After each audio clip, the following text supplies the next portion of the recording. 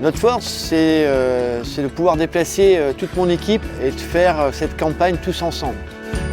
Où qu'on soit sur Terre, du moment que le déchet se retrouve dans la nature, finit dans l'océan.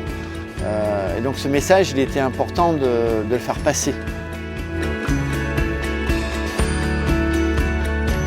C'est-à-dire que les gens qui passaient nous voir voyaient le bateau, voyaient les scientifiques, voyaient les marins, voyaient l'explorateur.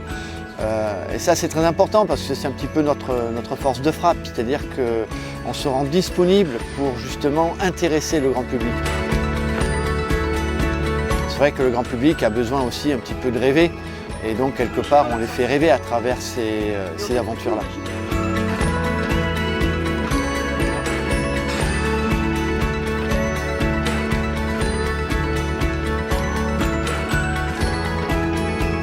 Le deuxième atout, c'est cette caravane avec tous les outils pédagogiques qu'on a pu développer à l'intérieur et très interactif pour les enfants. Il faut de l'interactivité.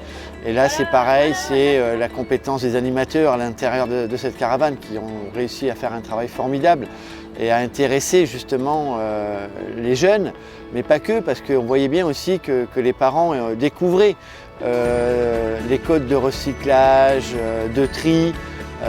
Donc c'est pour ça que c'est vraiment une belle réussite. J'en reçois autant que j'ai l'impression quand je donne quelque chose dans une animation, etc. En fait, j'en reçois autant. En fait, c'est vraiment un échange. Oui, c'est super enrichissant. Et puis ça donne envie de se battre aussi, de continuer à se battre, de voir des gamins pareils. Ça donne envie de rendre la planète un peu plus belle.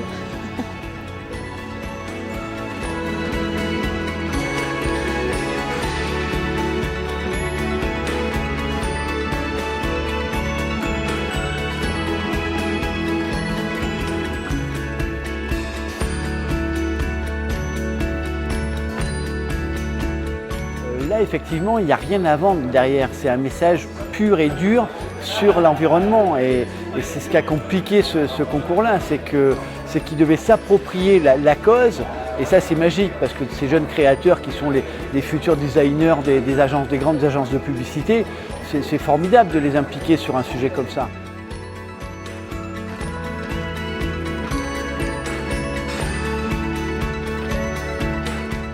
Il faut maintenant qu'on ait une ambition, qu'on aille plus loin, plus vite, plus fort, tout en préservant ce palier lui-même, bien entendu. Et ça veut dire de nous tourner vers l'extérieur, à la fois par des coopérations avec les scientifiques de l'extérieur, mais aussi sur le plan pédagogique, en particulier dans les Caraïbes toujours, dans la francophonie, avec les États-Unis et le Canada, avec le Proche-Orient. Donc c'est ce qu'il y a sur notre plan de route qui, naturellement, n'est pas un plan de route simplement pour quelques mois, mais bien pour quelques années.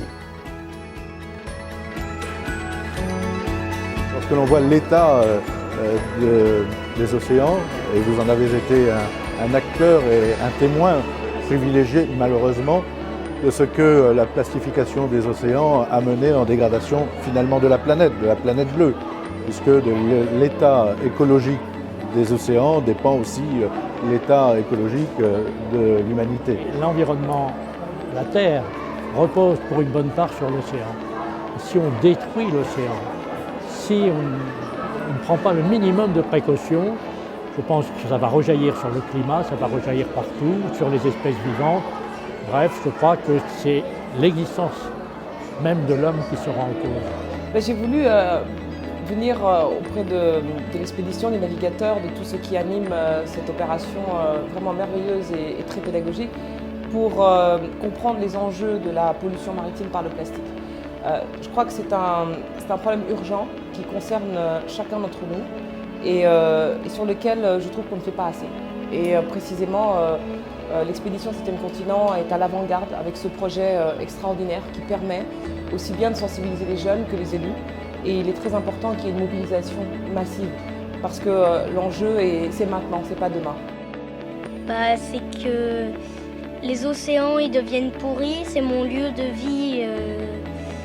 Je vais vivre toute mon enfance dessus les océans, sur mon bateau. Et j'ai pas envie que ça continue parce que nous en navigation, on a vu de la faune et de la flore. C'était vraiment magnifique. Quand on fait du snorkeling, on voit de la posidonie, des gros mérous quand on était à Porquerolles. Aussi, on a vu un poisson-lune en naviguant qui flottait, qui dormait. Une fois qu'on s'est approché, il est reparti au fond de la mer. Mais j'aimerais pas que tout ça, ça disparaisse.